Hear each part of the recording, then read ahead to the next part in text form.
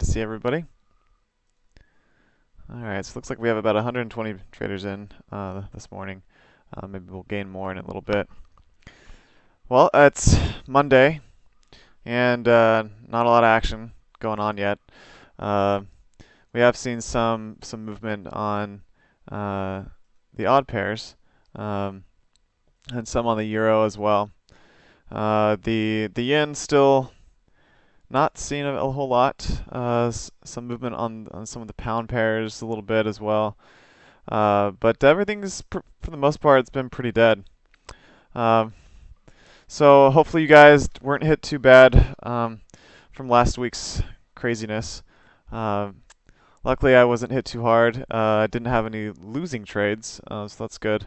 I actually came out with a small profit last week, and I'm currently in some drawdown right now. So I'm not sure what you're referring to, Potter. Oh, I see. In the schedule is what you're talking about. I see. Okay. Yeah, so let's talk. I wanted to try to make things a little bit more organized today, to see if I can make my stream a little bit more concise, to the point. So there's not a lot of dead time. I'm still going to answer questions. Now, I may not answer all the questions that come in.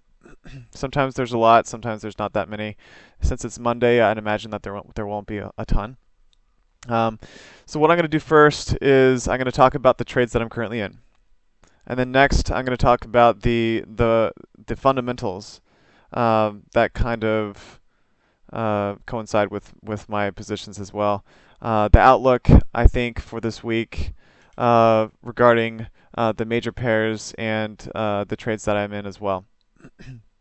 Then we'll maybe speak about some potential trades that may happen in the future, and some that happened already in the last 24 hours. So the trades that I'm currently in now, some of you may know that I'm in short on the euro US dollar, and I'm long on its correlation pair, which is the US dollar Swiss franc. So on the euro US dollar, I took a position on the 4-hour chart back last week. I saw this Harami candle, and I entered on the 4-hour chart. As you can see, that's where my entry was. So my entry was in the open of this candle,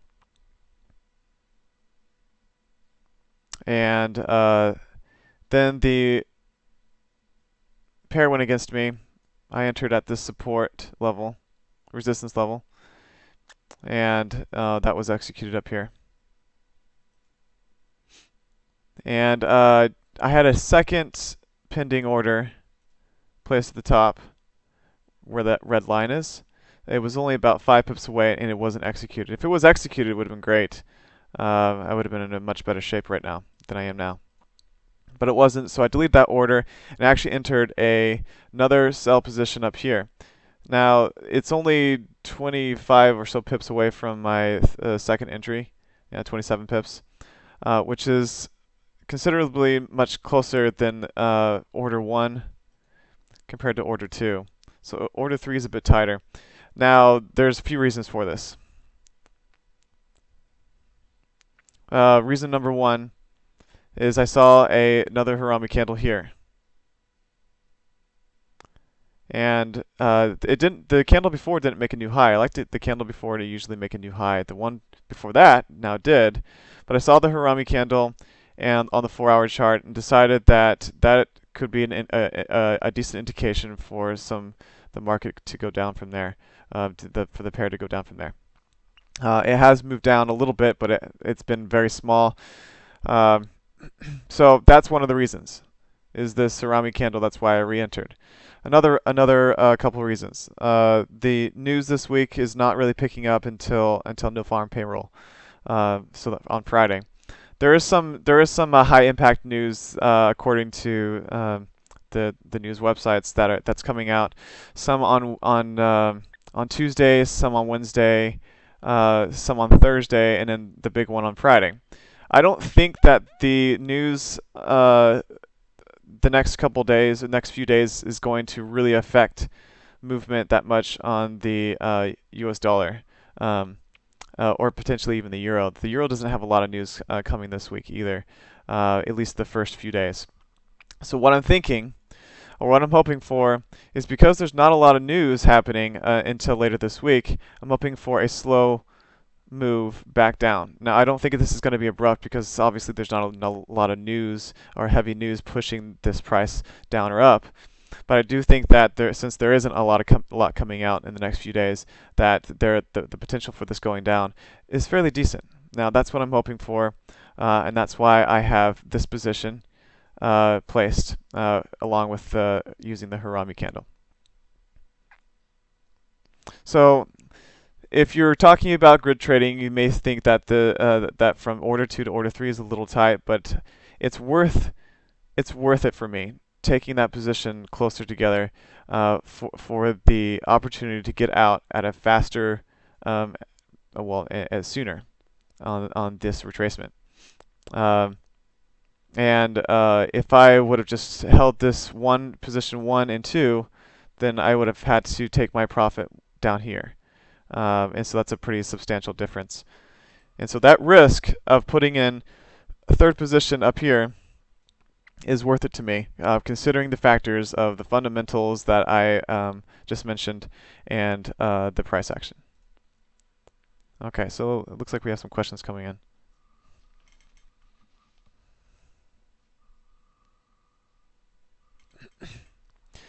Okay. He's long.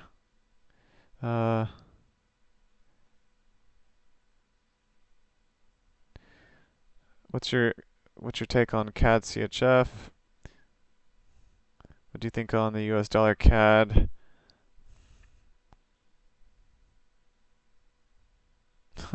Yes, Josh. Yeah, you're short as well. So hopefully we can get some good action coming on here. Ryan, with your counter trend strategy on daily, should drop at least 1.113.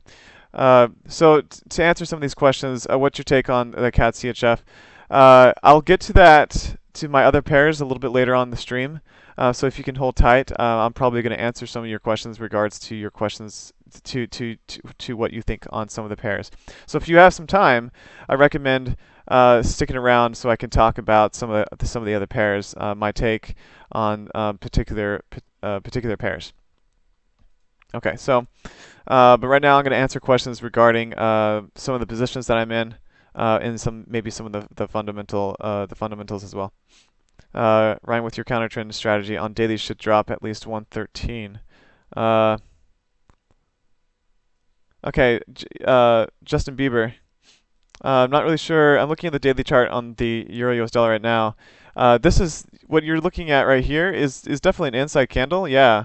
But that is it's a bear. It's not a bearish though. That's a bullish inside candle. I'm looking for a bearish inside candle, which will show much better potential for movement for a reversal in price action.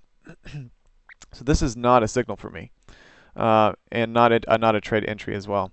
Yes, the price is starting to move in that direction, but I don't think it's in regards to the daily price action. Sometimes inside candles, like you see here, like even if it's bullish, can indicate, or it does have some potential for a move back down. It kind of just shows that the big push up that you see here kind of stopped. Yeah, it's still a bullish candle, but it didn't make a new high, and so that momentum has slowed. But still not a candle, an indication for me to take in regards to my system.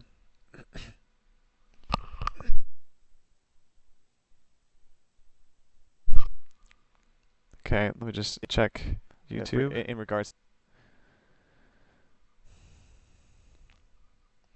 So right now, on this pair, I'm sitting on some drawdown.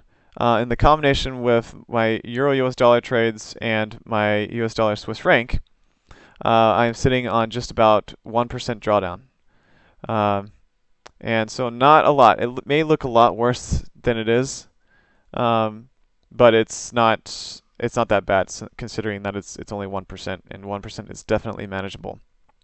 So next up is the US dollar Swiss franc. Now this pair, I saw this huge move down. It's moved a lot more than even the euro US dollar, I believe, at least in its abrupt way. It has moved more. So from the bottom to the top of this move, it's about 246 pips compared to the US dollar Swiss franc, which moved 300 pips. Now this pair is not usually as volatile as the euro US dollar, and I don't trade the 1 hour chart on this pair. I think it's much more accurate to use the 4 hour chart. You'll have less trades, but it's likely that there'll be a better positions to hold on to. So if you're looking at this move down here, now we had a few Harami candles in that pattern. One right there, one right here.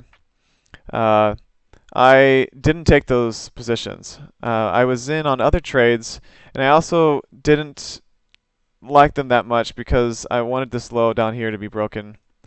I think that's not the only low. So the lows that I'm looking at to be broken are here and here. Now both of those are substantial to me, and this move pushed and broke past both of them. Now this Harami candle here and this one here, was a better, if you did take it, it was a better opportunity because it was really close to this low, although I don't think it broke though. Let's see. Remember, I liked the price action to actually break past these levels that I point out as support resistance levels, and this Harami did not do that. Now it did hit that level, or pretty close to it, right here, and so that's why this is a much better opportunity than this one. And the move down was also more substantial from the top to that area. It was 173 pips. So yeah, the first Harami I wouldn't even thought of. It wouldn't have even been a signal for me. But the second one I may have considered. But you also have to look at this candle. Yeah, it's a Harami candle. Yeah, but it's also has a massive wick on the top, or a pretty big wick, in a very small body. It means it's not a very strong indication for a push back up. That didn't happen. It did obviously went back down. But this Harami candle, that's the one I was looking at. Now it's also has a wick on the top, as you can see, but it has a wick on the bottom. The body is pretty small, but I liked it in comparison to this large bearish candle. Big wick means the big push down with pullback, and then a Harami candle right after that. So I couldn't help but take this position, even though it is in correlation to my Euro US dollar trade. Now, let's see. Let me delete this. So it's been bouncing around in this area a lot. I mean, it's pretty obvious. Similar thing has been happening on the Euro US dollar, although it's been a little bit more movement in my direction. I would expect this candle here to pull back a little bit more in the next 15 minutes. It won't pull back to my entry. And then I'm not looking for a lot, just 20 pips in here. So from my entry to my take profit. Looking to get in and out of that trade pretty quickly. So what happens is if this moves down and takes and hits my take profit, then I'll be out of all three of my positions. All three will close at the same time. And it's likely, since this is correlated, that if the Euro US dollar is going up, that this is going to go up as well. Going down, that this will go up. So it's an opposite correlation. And I will likely hit my take profit level of just the 20 pips there.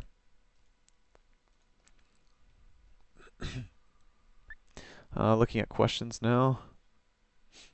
My MT4 chart is different. Yeah, the 4-hour charts on some of your brokers will be different because of the GMT time set. They will be the same on the 1-hour charts, but on the 4-hour it can look a little different. So keep that in mind.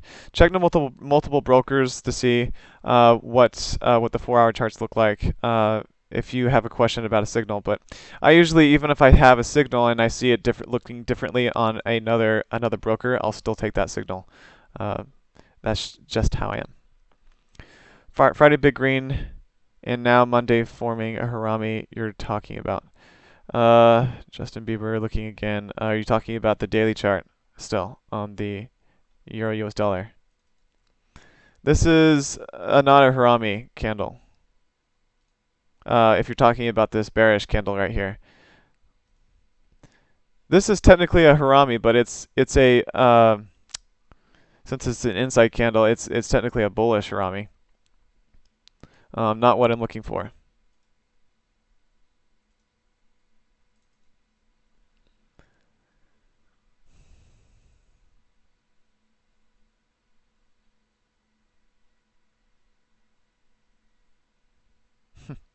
Okay. All right.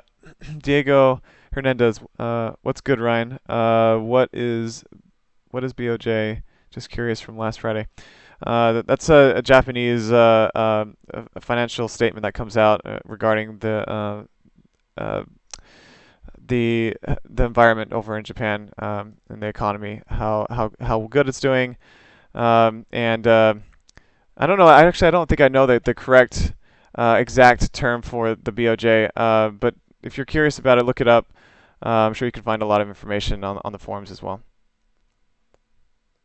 What you should be aware of the BOJ is that whenever there's BOJ news coming out, that the markets will be volatile, um, and you should, if you're careful, you should just not be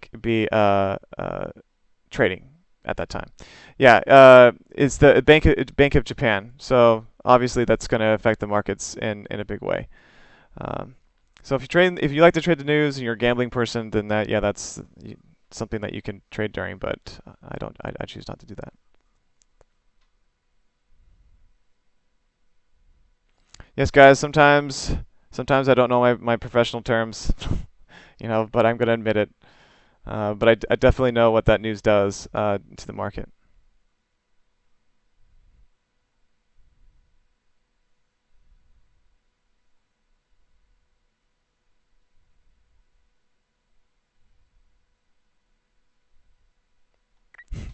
Yeah, spotter, bunch of jackasses. Yeah. Okay, so what am I going to move on to next? Let's see. What's coming out?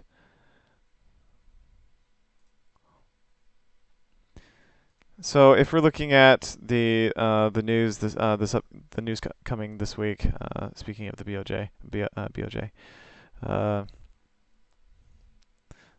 since I trade mostly 8 pairs, I look for 1 hour and 4 hour trades on those pairs. I'm going to be talking mostly about USD and Euro news, not and maybe some of the Japanese news as well. So going through today, we have some news in the U.S. in I think 10 minutes. It's the PMI.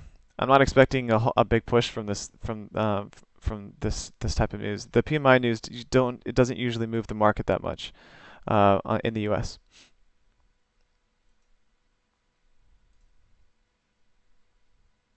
There's some news coming out tonight for about 10 hours for the odd Australian dollar. That should affect the market, and also during the night. So those of you who have trades on uh, the odd USD, be aware of that. You could get into some bad positions if you're not on the right side. Wednesday, there's the ADP no farm employment change. That could push things a little bit, but the biggest news will be on Friday with when it comes to the no farm payroll. The PMI again for the USD again you shouldn't see much happening with that. And then let me pull this up. so you guys can see what I'm looking at. I'm just looking on the forexfactory.com since they have the correct times. I use this new site because they're really good with how fast they put the news on the website. But the times are off on the left side. I don't really know how to change that to fit my time schedule. I've already tried a few times, but haven't found it. So Thursday, August 4th, some unemployment claims could push things a little bit. The pound, this is going to be make the pound pretty volatile on Thursday.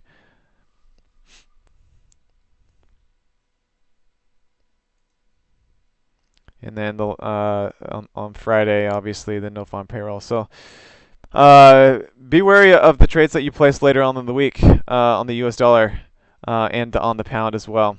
The Australian dollar is probably going to have lots of movement this week, I would think, throughout once the news comes out tonight and over the coming days.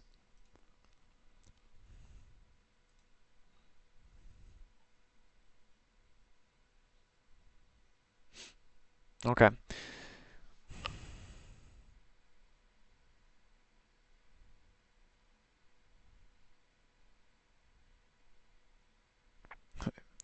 Potter BOJ always take people's stops. Yeah, that is if you're stupid enough to have trades in at that time. So we're getting a little bit of movement on the Euro US dollar, as well as the US dollar Swiss franc. I guess people are getting ready for that PMI data to come out. Now, I wouldn't expect a lot of movement on that data here in 10 minutes unless it's drastically different.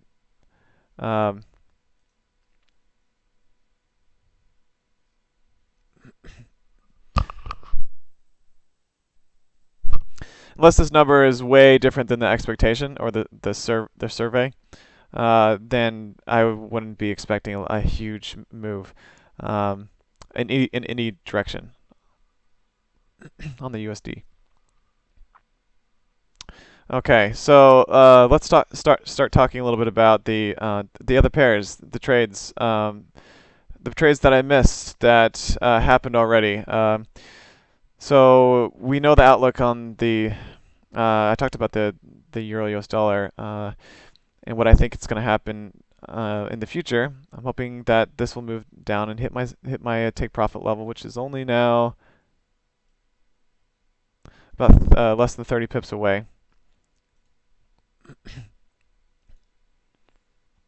Now, if you look on the 1 hour chart, it's been in a tiny little range here, trying to figure out what's happening. Now I was starting to get a little bit worried because that same kind of little range happened in this area before the push back up, and so I'm hoping that doesn't happen again. But right now things are looking okay, and so I'll continue to hold on to my positions. I don't need much longer before I'm out. Okay. So the big thing with this, what I was looking for,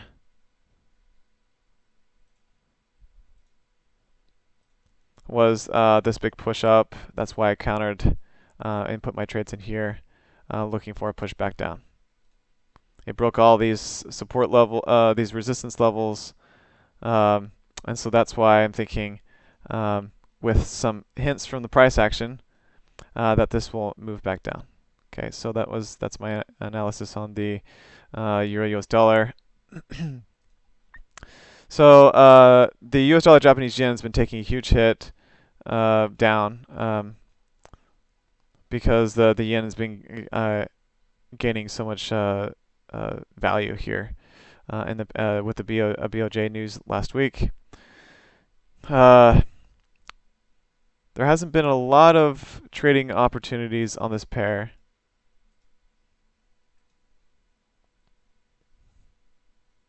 There was this one I talked about multiple times last week that happened and it pushed back up. I was on the pound Japanese yen when this trade happened, and I took that trade instead. The uh, if the euro falls, then the U.S. dollar Japanese yen should go up some. How much? I don't know. It is trying to make some headway back up, but not a ton at this point at this moment. So I'm staying away from the yen pairs. These pairs have been kind of freaking me out lately because it's been all over the place. Really hard to read. Price action has been crazy. As you know, you guys know, with Good Boy, he lost that account 40%, and it was caused by this kind of erratic behavior on this pair.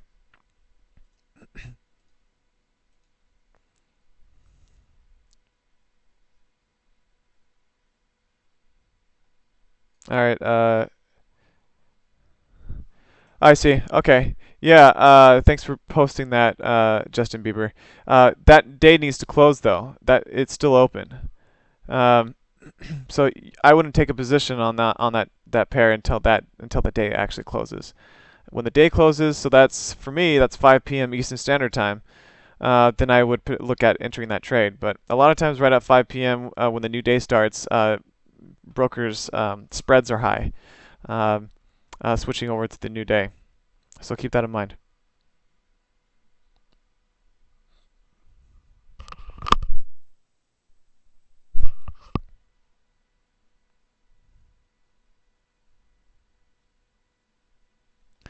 Okay. The euro US dollar, the euro Australian dollar. The euros. The odd has been on its way down in the last couple hours, pushing the euro Australian up. And the euro hasn't really been moving very much, especially in comparison to the dollar. And so I believe that the Australian dollar is what's pushing the euro odd and the odd USD right now.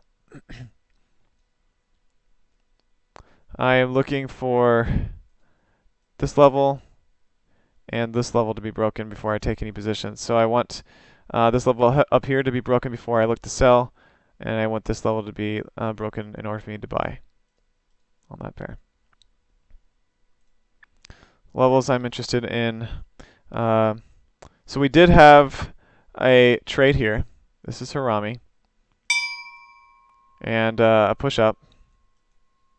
And then a Harami candle, new high. So that was an entry, but I was asleep when that happened. This is on the 4-hour chart. So I was asleep when this trade happened, and I missed it, just barely. And yes, this level here. All right, so the news is coming out.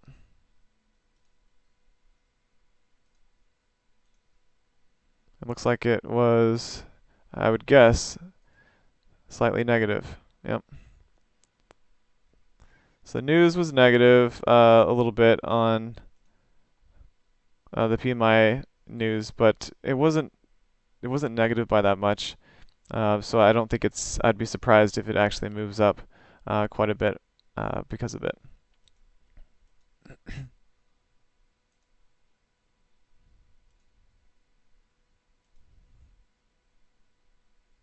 Now you saw the initial reaction from it. This moved up just a little bit in this area. But I think it will kind of hold in here. It may move up a little bit more, but I don't think it's going to be substantial. So back to the pair I was talking about, the odd USD. This new high I'm talking about didn't break this level up here. That's okay. I looked at this push up. I got the big green candle here from down here all the way up to the top. This is a substantial amount of pips for me in order to take this Harami candle. So my entry would have been directly on the next candle.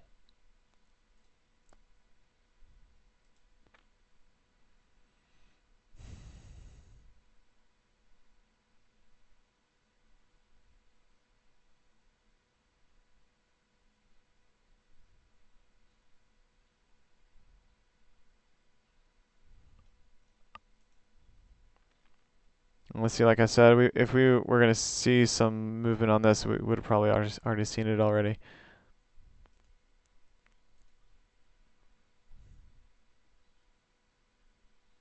Okay.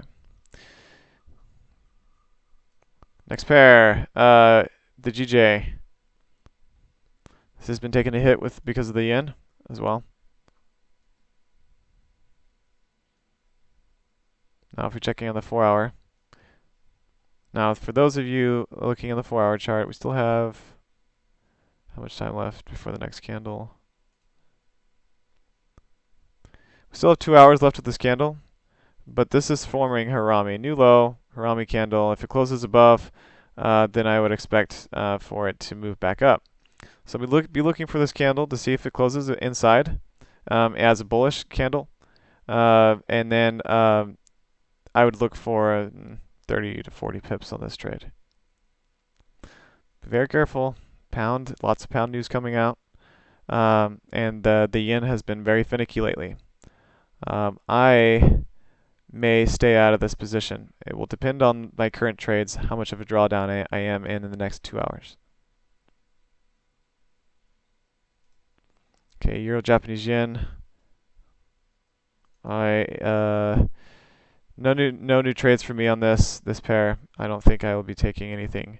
It's in a tight, kind of a tighter range. I want this level down here to be broken, and a lot more movement up before I take any counter trend positions on the move back up. So nothing on that pair. Pound, Australian dollar. This has been really quite flat, even though it's volatile. Let me see.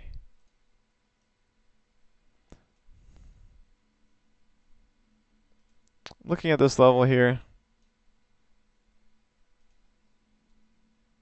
I'm not going to take any. Well, I may look at the.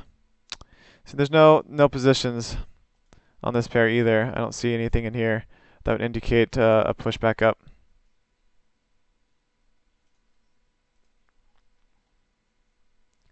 So no trade on the pound Aussie. I want this level to be broken, so I want it to go down again, and then probably this level up here to be broken before I take any trades. So nothing on that pair.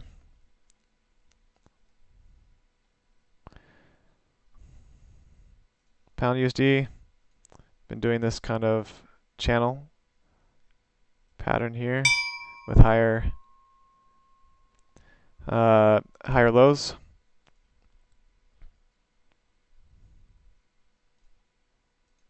Looking at the 4-hour, so we can get any hints into what's happening. Harami candle here, but no trade. I would not take this position. I would want this to move down lower, past this support area, in order for me to counter that move back up. Just not enough movement down here in order for me to take this Harami candle.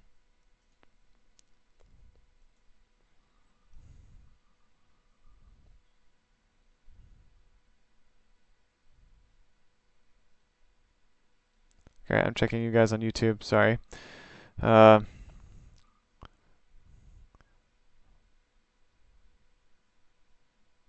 I won't be live for these events, Cliff, on YouTube. I usually will. I check my charts, but for the most part, my day is done at 5 p.m. And then I'll check my charts probably once every hour after that through the Japanese session. And then I usually will go to turn off my charts at about 10 or 11 p.m. at night Eastern Standard Time, and then I pick things up in the morning.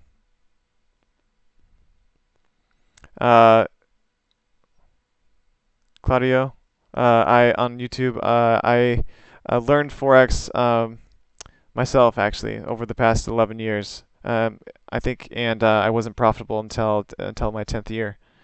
I think it would have been better if I would have started with like a mentor, potentially. So I wouldn't have spent so much time trying to figure things out on my own. So I feel like there was a lot of wasted time. I learned incorrectly. I learned wrong money management. I thought that forex was a way to make millions of dollars quickly.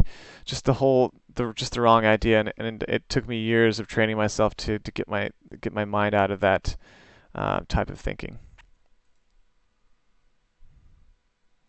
It depends on your mentors, though, Potter. I mean, like it has to be somebody that you trust. But it's really kind of a gamble too, because you don't know if a mentor is just trying to take your money. If they're a bad mentor, if they have any good pointers or advice, if they're going to train you correctly, it's kind of a gamble. And I recommend doing your research to see if this person has any reviews.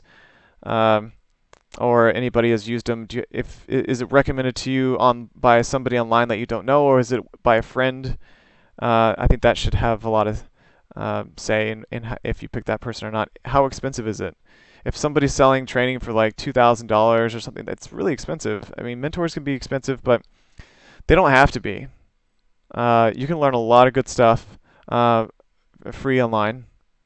And a lot of times, mentors won't charge a lot, or they'll even give good information out for free too.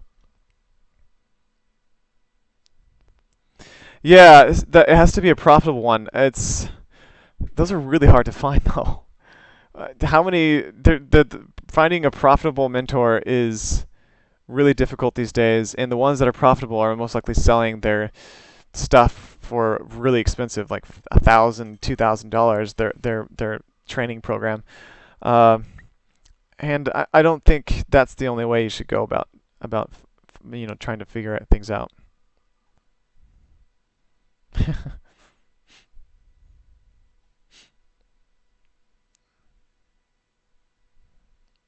Okay.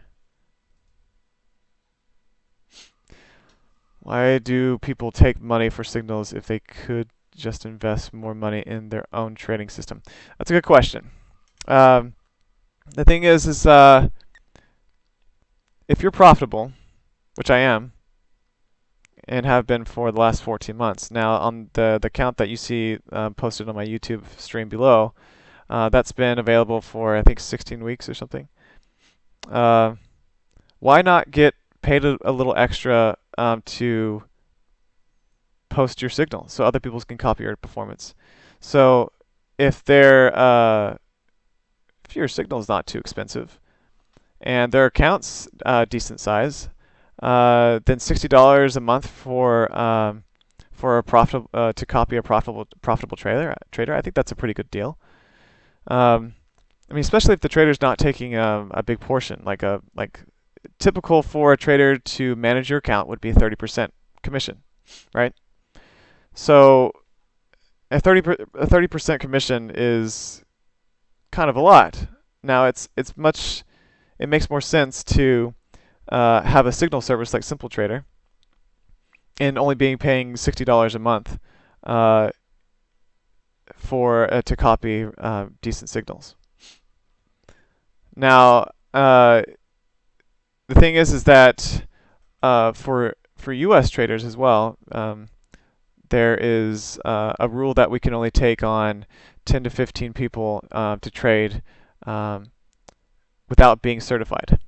And typically those are friends or family that we can that we can trade for.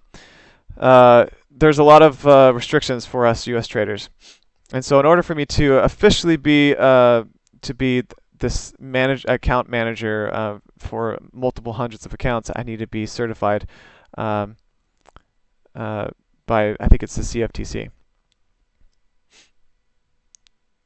or the NFA. I think that's I can't remember exactly what it is. I haven't done a lot of research with it yet, but someday I may plan to get certified so I can manage multiple accounts. But right now I find there's more value in SimpleTrader. I like how they work. I like how it's not expensive for people to follow. And so yeah, why not? Do you trade Mavericks money still? And how did you get started? Cliff, yeah, that's a bit of a longer story. Uh, I like Maverick. it was quite a process to get started with them. It cost about $1,500 to get involved. Okay, so for those of you that don't know Maverick, they are a prop trading firm, which means that they will basically, in layman's terms, give you their money to trade, and you get to keep the profits. Now, it sounds great, especially if you're a profitable trader, but there's always a fine line with these prop firms. The fees can be high.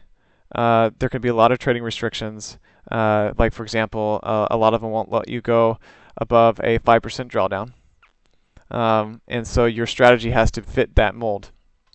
Maverick had a 10% drawdown restriction, which was much better for me since I had a 7% drawdown cut off on my trades, and so I felt like it was a good match.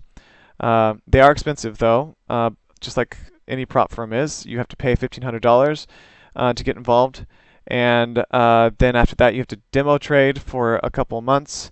You have to take a bunch of tests, and then you have to be accepted. So you don't pay the money until you're basically accepted, and they don't even at that point during demo trading, they won't give you a live account unless you're profitable, even on demo. So you have to be profitable on demo first for a couple of months before you even get a live account from them. I received a live account from them for $25,000 over the course of about 3 months that I was with them. I saw some potential problems though. Whenever I have a 7% loss because of how their account works, so I had $10,000 of my money and they had about 15, or they had 16,000 of theirs, making a total of $26,000 as a whole. Now, when I have a 7% loss on my trading strategy, I lose about 18% on their account. The reason why is because when I have a loss on their account, I lose my portion. That loss comes out of my $10,000, and their 16 doesn't get touched. It's the big drawback with prop firms, especially with Maverick, is that that if you have a loss, you take the hit in a bigger way on your portion of the money. Now, it's required for you to invest something. Usually the amount is $2,000, and then they'll double that with their money of $2,000 as well. So the same picture is involved even with a smaller account. So I deposited $10,000, they deposited $10,000, they met it. It was $20,000. They increased it after I had 2 profitable months by $6,000, so I had a total of $26,000. Eventually, I saw this problem and decided I didn't want to take the risk by risking 18% on a losing trade. It didn't make sense to me, and so I ended up leaving.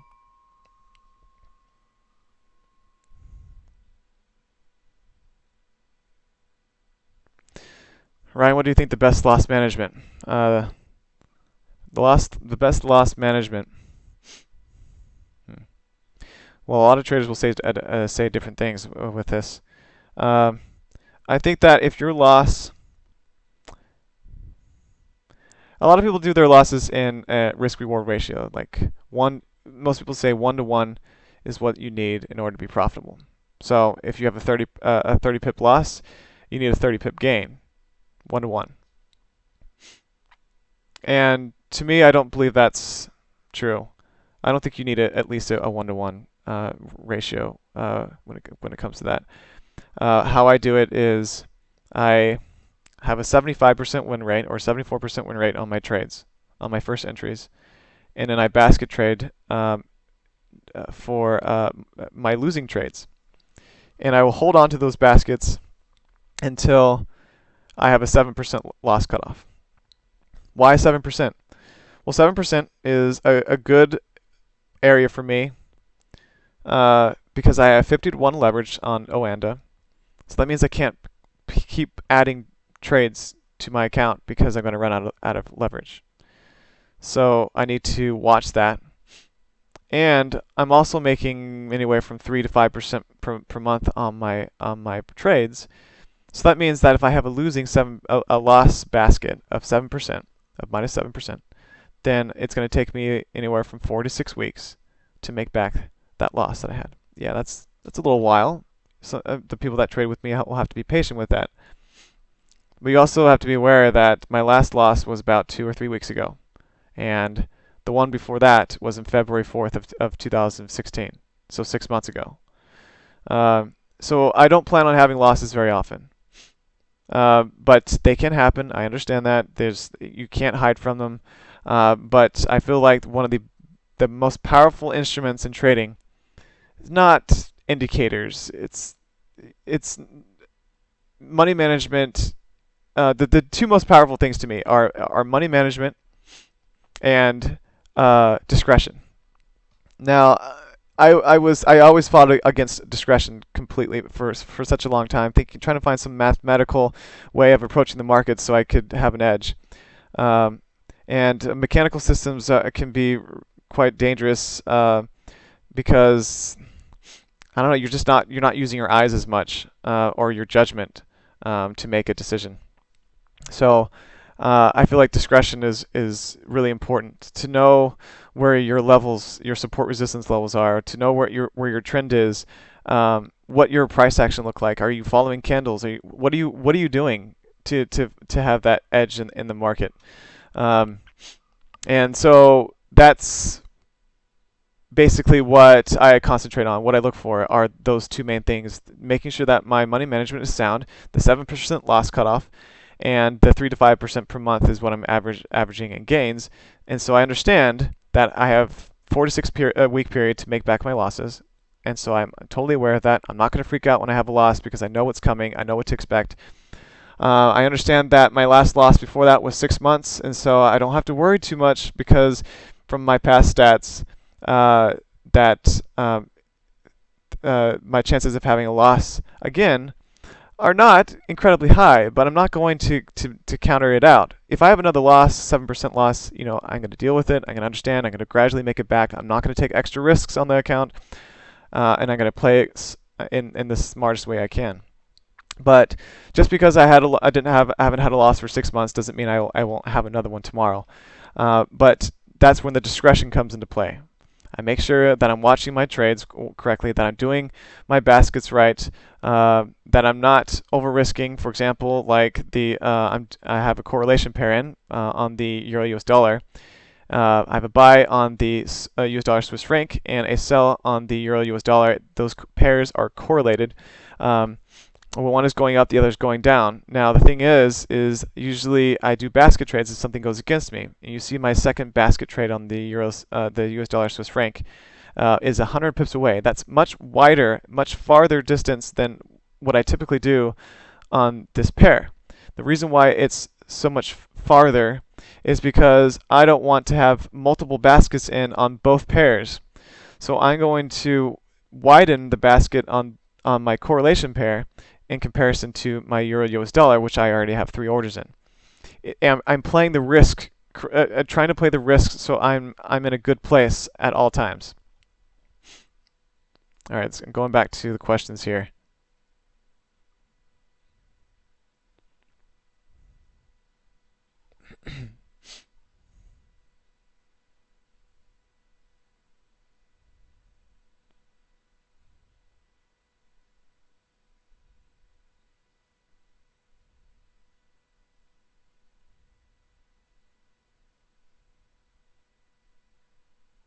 Okay.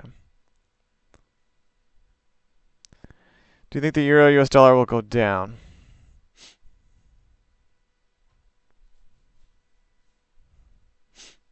Sorry, I don't have sound to listen. Currently at work. I gotcha. I'll answer his question with over the. I do. I mean, I don't. It's hard to say. Do I think? I mean, I hope that it will go down. It's hard to know. I can't say I think it's going to go down or it's going to go down. I can't. I couldn't possibly give you guys that that direction because it wouldn't be good. So I'm going to tell Ruti that I hope so. Ryan, how old are you? I thought I already told you that, Justin. I am I'm 30, going to be 31 on later this month, on the 26th. So I'm pretty young, but I have been doing this for a long time. and I love it. I love it. I haven't always loved it, but because you lose a lot in the beginning, unfortunately. I learned lessons the hard way, but it sounds like most people learn that way, where we have a loss, and we have to have a loss before we kind of learn from our mistakes.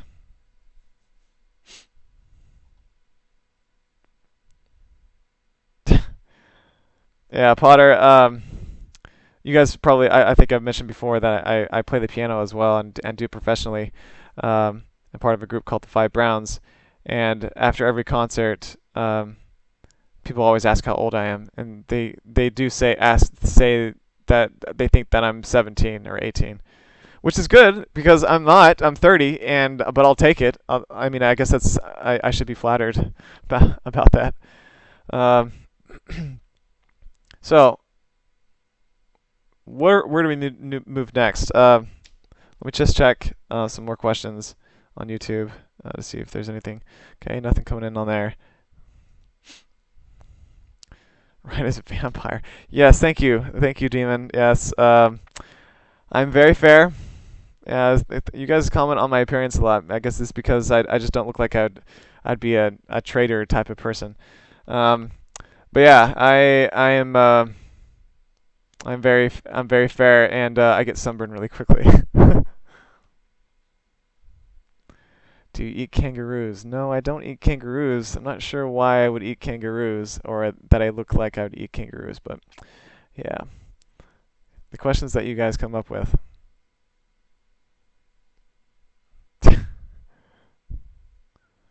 A vegan vamp. Yeah. Well, my wife's vegan, uh, but she's actually more like pescatarian. Pesca- that's basically when you eat fish. I think you guys probably know that. Um, so I eat a lot of fish, and I eat vegan probably 3 days out of out of the week. And then but I'll have my splurge while I eat. Have my Popeyes as well. There's a Popeyes right across the street from my apartment, and I can't help myself sometimes.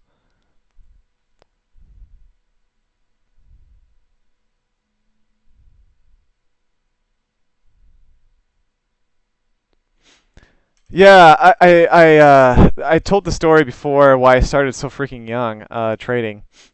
Uh, but at 19, I think it was the first time I came on the stream. So I started playing the piano professionally with my group when I was 18. So 12 years ago, and I went professionally, started touring on the road, and was doing 150 concerts in a year, starting in 2000. Um, I think that was let's see, it was back 11 years ago. I think 12 or 11 or 12 years ago. Did 100 was doing 150 concerts over the U.S. and the world. I've toured in China, Japan, Korea, Mexico, Europe, the UK, the parts of Europe were Germany, the UK, France, um, and I've also gone to did I say China? I think I did in Japan. Um, so yeah, I've been to a lot of different places. And the reason why I started trading was I travel so much. I needed kind of something to do. I was also making decent money at the time, since we were touring so much, and so I wanted a place to invest my money, and as something to do as a hobby. So that's why I picked up trading.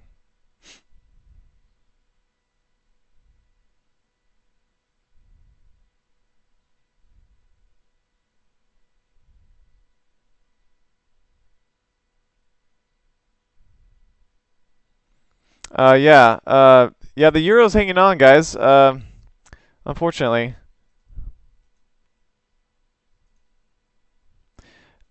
it seems like people are still not ready for this to push down yet. And like I said before, we don't have a lot of news to really do that quite yet either.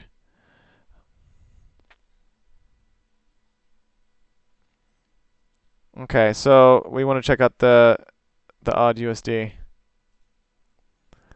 Yeah, I told you just a second ago this Harami candle happened, and so an entry would that I missed this morning. I would have taken 20 pips on that trade, 20 pips profit, and it went. As of now, it's gone 28. I don't know how far it's going to go down, so I would have been out of this trade already. So, you know, this move or how far, much farther it goes down, it doesn't really matter to me. But I would be looking at the next level of support resistance, which is there. So this potentially going down there and giving you slowing down in that area potentially. If a close below this support resistance line happens, then it could push down further. If you get some candle wicks that happen around this line and nothing closes, then it could bounce back up. That's just my type of analysis when it comes to candlesticks and price action and levels of how I play it.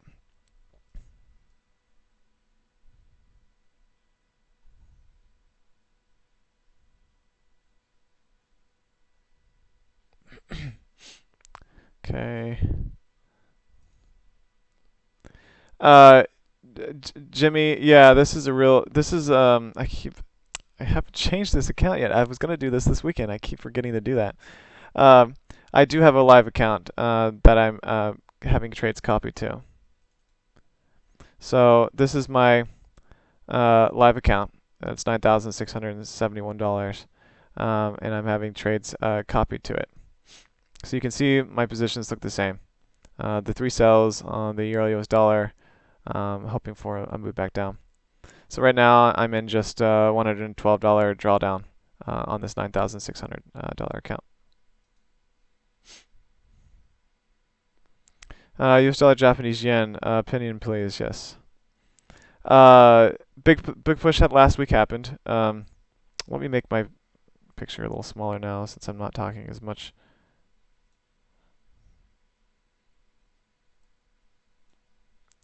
Yeah, the big push that down last week. If the US dollar, the Euro US dollar recovers, then I would expect some recovery back up on the US dollar, Japanese yen. I don't know which one's going to move first. The yen has been having a lot of pressure, and it did last week. I don't know if that's over. From the looks of this small range, people don't know where to go with it yet. And so if you're in a trade, then my hope is that it will move up. If you're not in a trade, I would probably stay out because it's really hard to know what's going to happen next with this pair. Now, if it continues to go down, if this starts moving down, then it's likely that the Euro US dollar is moving up.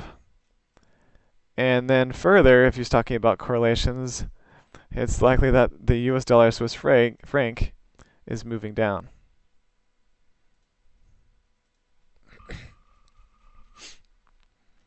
So yeah, I would stay out of the US dollar Japanese yen until I really know what's happening. This is a mess in here. Nothing really showing me of a reversal pattern. There was a gap in the market. That's not really a candle for me to take because of the gap. It could have been considered as a bullish engulfing candle. But because of the gap, it looks really strange, and I wouldn't take it. For those of you trend trading on this pair, you're probably looking at this type of channel going on, and you see that it's broken down,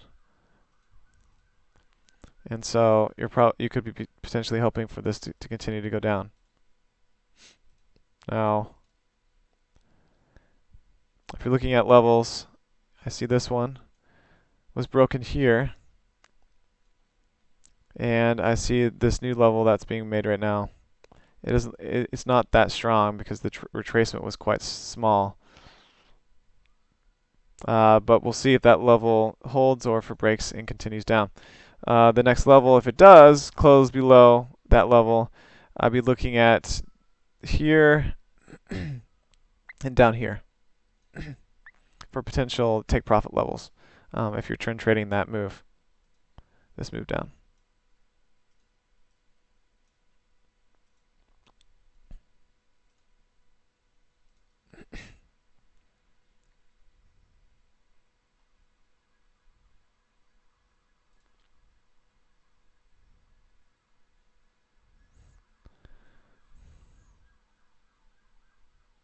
Okay. Any other questions? I think I'm going to sign off today, guys. Not much more to talk about since really nothing's moving very much. I'll be looking at this pound yen, but I don't like the news later on in the week for the pounds. I'm not really sure if I would take this inside candle Harami and for a push back up. I'll just have to wait and see.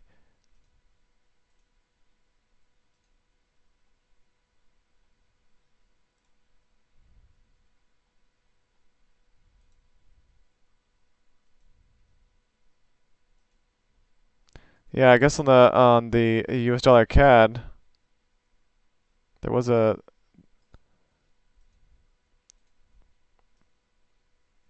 that was a trade on the 4-hour. Push down, bearish candle, inside Harami, push up, a little bit of a correction.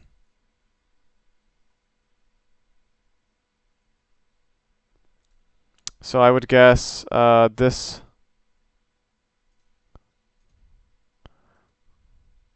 So this would have already taken my profit level though. I would have entered the trade here, and my profit would have been hit. I would have looked for 20 to 30 pips on this trade. I believe this happened when I was asleep though. This trade. Yep.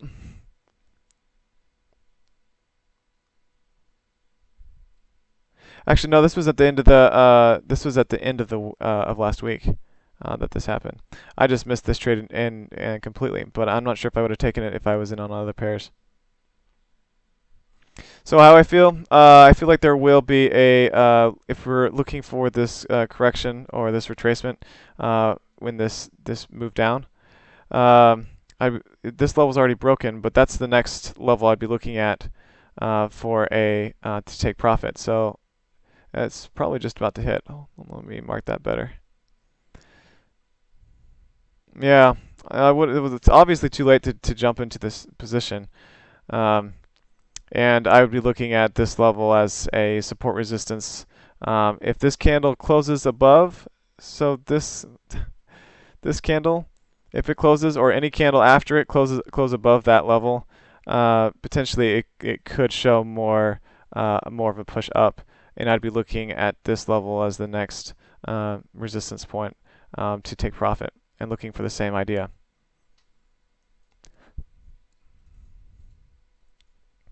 So some people may think that this level is the resistance point. Some people may think that this one is. I don't think in this particular case that any of them are wrong.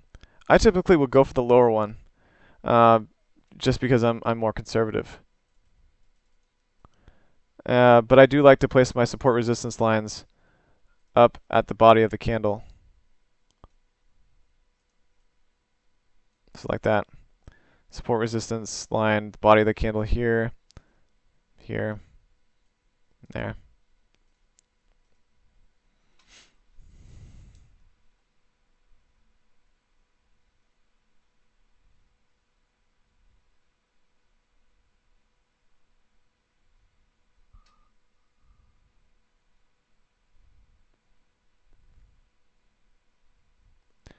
USD ZAR, I'm not gonna.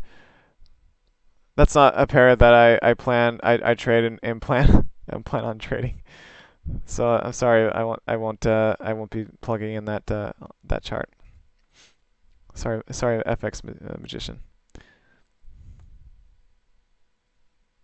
Guys, almost everything is flat right now. I mean, the CAD seems to be moving a little bit, but nothing's really pushing a lot right now.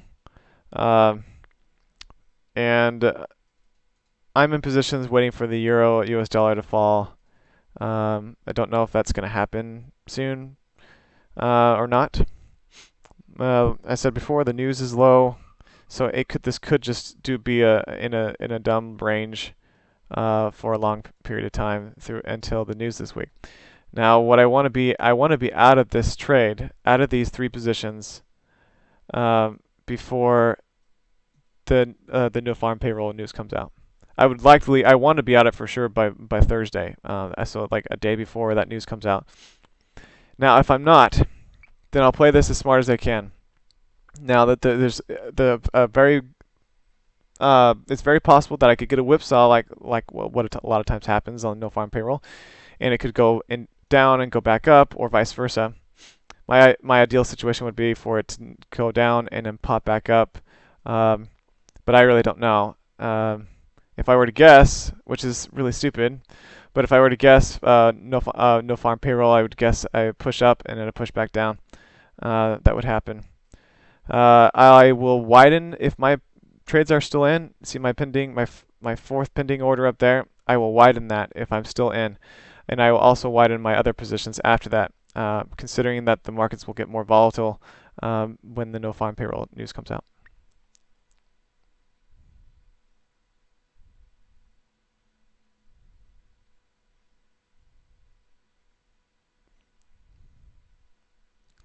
Uh, yeah, you do have to use MT4 to copy trades. Uh, Especially from a SimpleTrader, they have an EA, an expert advisor that you connect to your chart on MT4, so you can copy signals from traders on SimpleTrader.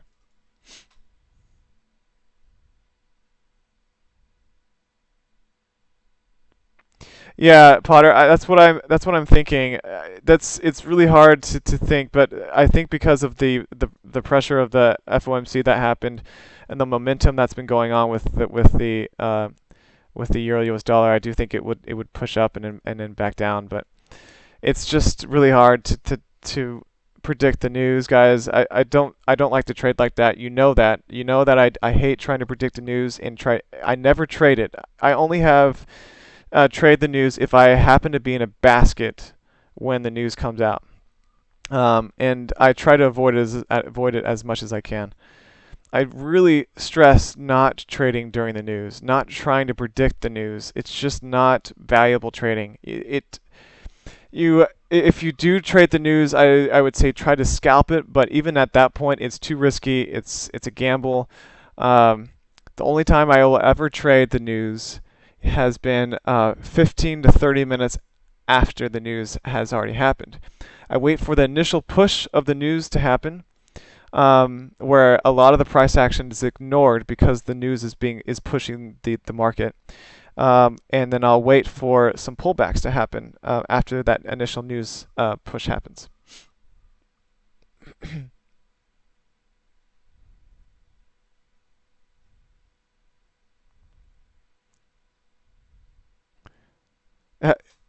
Yeah, don't copy, guys. Learn.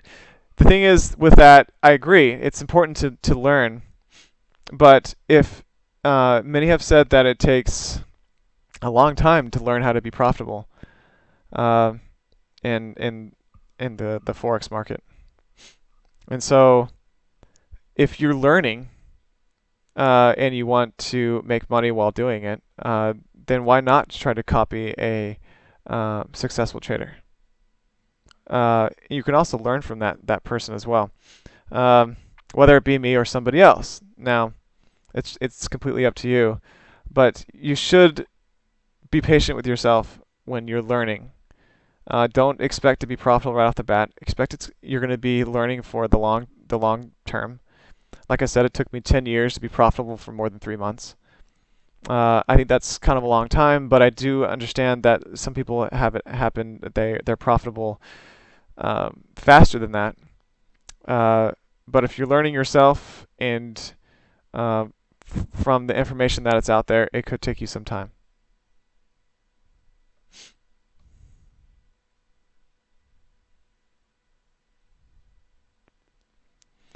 Yeah, Potter, that's the prediction. It's still really difficult to read the initial reaction, even if it's negative. If no farm payroll is negative, we could still see a initial jump up. We a lot of times with news, we try to, even after it's released, we don't know which way it's going to move initially. I've seen multiple times where negative news comes out for the USD and the US dollar gains value. Again, there's that manipulation side that we always have to be aware of, that can affect the market. And so that's another reason why I try to stay away from news. Yes, news drives the market, but really pick your battles with it.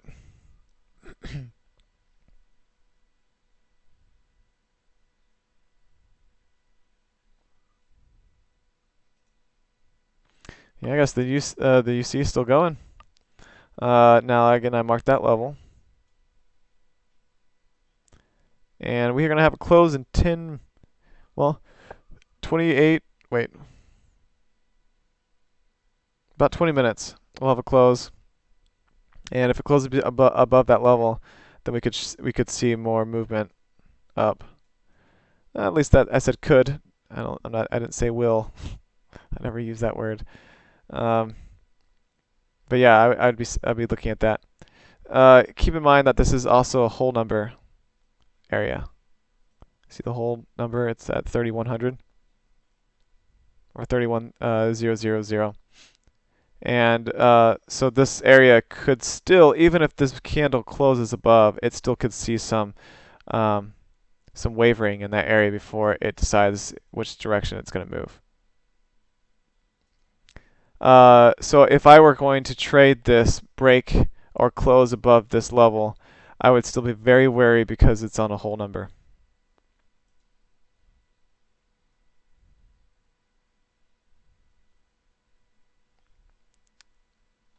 Okay, checking YouTube again. Sorry, YouTube. I've been neglecting you for a little bit.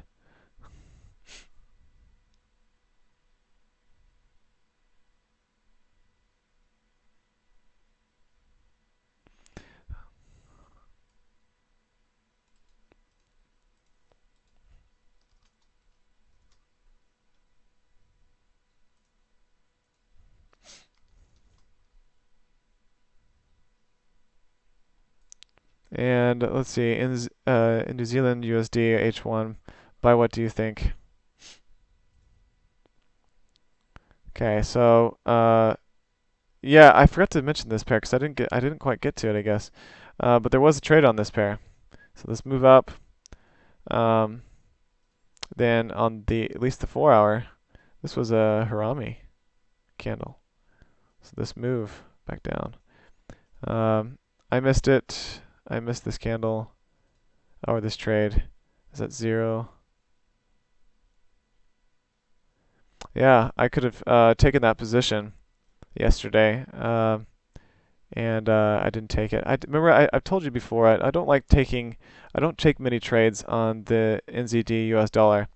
I just don't like the New Zealand pair, or the New Zealand currency very much. It's so finicky. It's hard to read sometimes, and so I don't usually take it. But yeah, I saw this happened. Some may consider this a small double top. So I would expect the currency to move the New Zealand dollar to lose some value on the going back down. Um, it has broken these levels. The next level I'd look for this to push down to is here. Unless there's a whole number in that area too on the way back down. Actually, the area I marked is really close to the whole number too. So I would expect that area to be a pretty important area in there.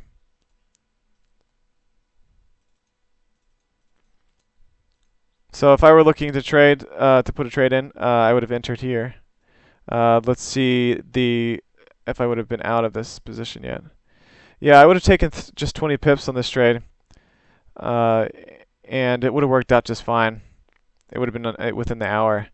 It's too bad I missed it. I guess I wasn't checking it, but I wasn't actively checking the charts since I was already in on two pairs already.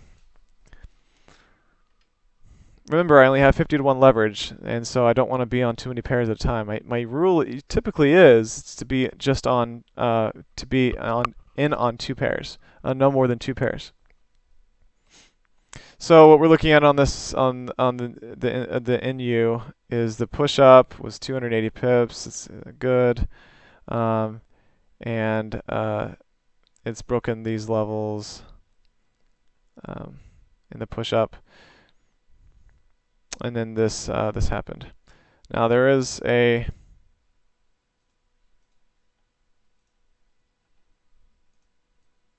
a resistance support level there. What I'm looking at is here, and here. And this hit that same level with a Harami on top of it. So yeah, some push down. Good trade. That was that would have been a great position to enter enter in on.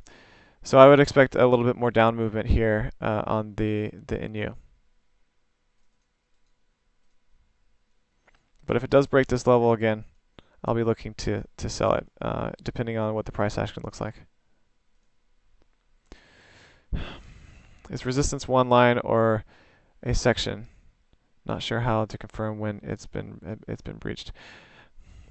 It changes a lot, Ali. That's the discretion that's involved in this type of trading. You need to try to figure out when a good time to enter a counter trend position. Is it when this level's broken up here? Is it when this level's hit? Is it before that level's hit? You know, you have to decide, or you have to figure out when the best time to use this type of these candles, these reversal candles, the engulfing, bearish engulfing, the bullish engulfing, the haramis that I like to use. There's also other candle formations that show you reversals, but you have to use them at the right point in time. That's the hardest thing that's going to be for you guys to learn, and that's why I recommend using my signal as well, so you can try to figure out firsthand, because I don't place all of the trades that I have in my stream. I don't show you every single trade that I have in my stream because a lot of them open and close before my stream it goes live. And so to see all these positions, you'd have to follow my signal. And I have 2 free months that's going on right now, which I can that's being advertised in the room right now, I believe. I'll place it one more time. Actually, hold on a second. Let me send that link to you guys on YouTube since you are not part of forexsignals.com.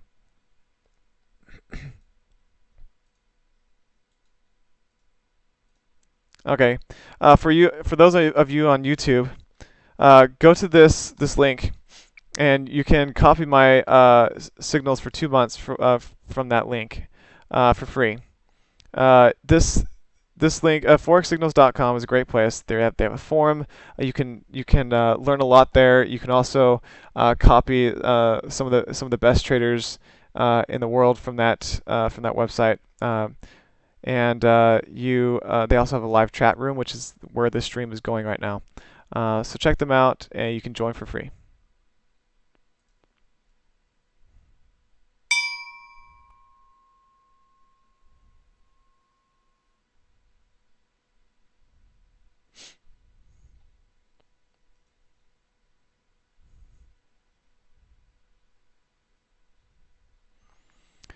CAD pairs are really moving. Not the CAD Japanese yen, not quite. Odd CAD's not moving. Pound is CAD is moving a little bit. So is the Euro CAD.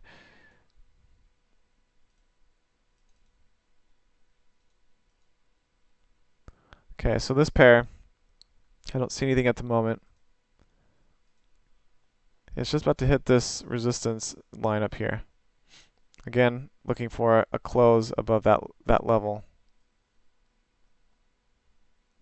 If it closes above, then more potential up movement.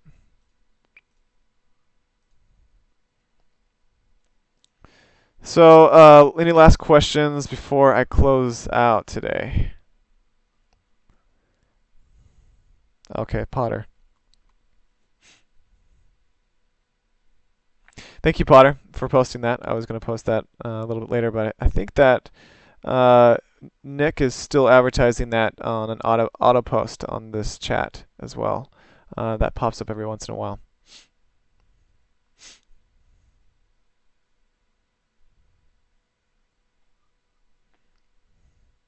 Elvis Forex, if it's correlated with oil, I haven't been checking. I don't trade oil. I actually don't really follow it much either. I am basically strictly a forex trader.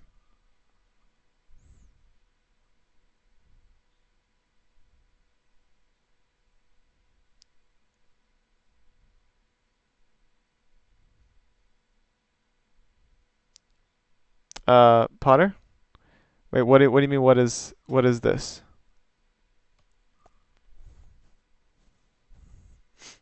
That's a special offer that Nick thought up with me for my signal, uh, just to get people involved for a couple of months free service and to check out my trading and my style.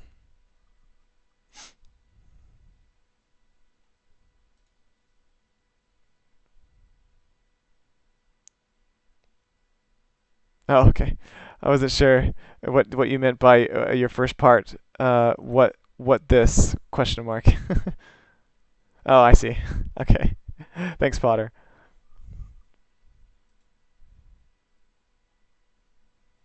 All right, guys. I think I'm gonna end here in a second. Is there news coming out here in a second? Is that what you're saying, that there's gonna be more volatility in a few minutes?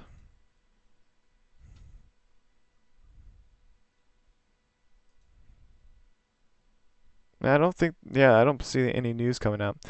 Um, if anything, I would expect the volatility to start dying down by about now, uh, since it's getting later in the U.S. session.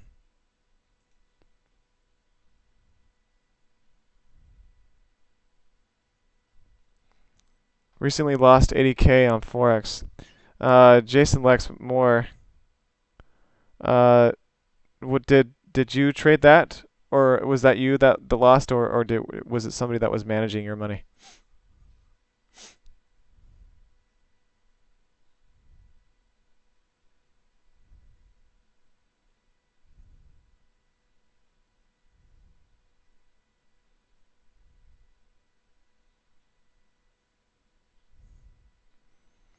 Okay, so yeah. You made a mistake that a lot of people did. So don't think you're the only one that lost on that. A lot of people traded the Brexit, um, and I didn't have any trades in. I purposely did not trade the Brexit because I didn't want to take that risk. A lot of people, I was tempted, yeah, because I was thinking that the Brexit votes would go in favor of staying, and they did. And so I'm glad I didn't push the trigger and go for that, because I would have likely lost some money there. Um, so that's why I say stay out of that stay out of that news. So I'm sorry, buddy. Sorry for that you lost on the Brexit. Hopefully you can have some positive results in the future.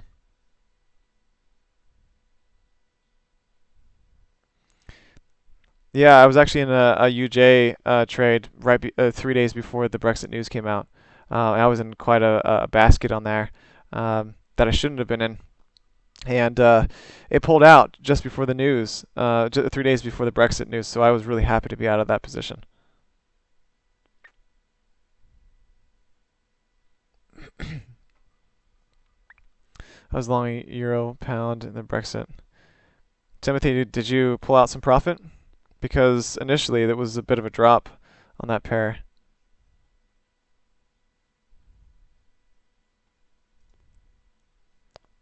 Still have some questions coming in, but I'm gonna end it here in 4 minutes, guys. So I have 4 minutes and then I'm out. I'm trying to restrict how much time I spend on with you guys, especially since I'm here every day. Ryan, why did you don't have stop loss on your trade? Sorry, I'm new here. That's okay. questions are fine. Why don't I have a stop loss on this trade? I've mentioned before, and I know there's a lot of new traders. I'm sure that some of you are probably sick of me telling why. But real quickly, trade 1, 2, and 3. I don't have a stop loss on this. Is what I call basket trading. So basket trade, trade number 1, and then once I have trade number 2 and 3, means I'm basket trading. I will basket trade on my losing positions. So I don't have a stop loss, but I do have a stop loss in general, and my stop loss is based on percentage. So I will close out my negative basket. So let's say that this negative basket was in 7% of my account value. Then I would close it out for a loss, and that would be a loss that I accept. But currently, this basket's in about 1% drawdown, so I still have a lot more breathing room for this trade to move. So that's, in a nutshell, what I do. I do not have a loss in pip amount. It's based on percentage. And the reason for that is because I profit a certain percentage each month, which is around 3 to 5% as well. So I want my loss to be in relationship to my profits. Yeah, I'm not making 7% per month, but since I'm making 3 to 5, then I still am able to make that loss back in 4 to 6 weeks. It may seem like a long time to you guys, but it's completely normal. That's how I trade. I don't have losses so far very often, and I'm hoping that stays that way. All right, Jason Lex Moore. I went long on the Euro US dollar. Lost in a drop from the central line release.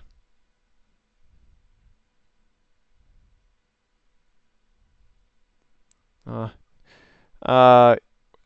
gather you weren't trading on forex, where you could just close out the trade yourself, Jason.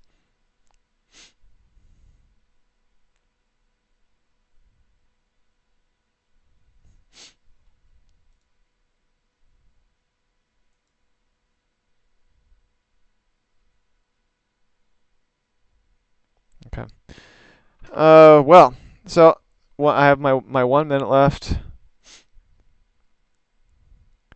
No problem. Zabab Simbibdi from YouTube. So those of you on YouTube, if this is the first time on the stream, go to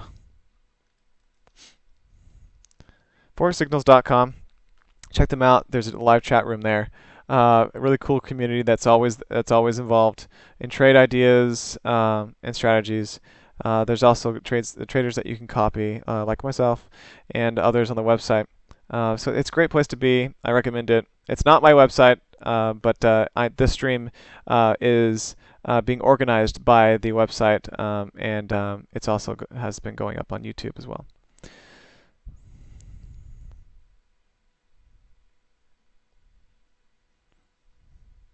All right, guys. I think that's going to be it for me.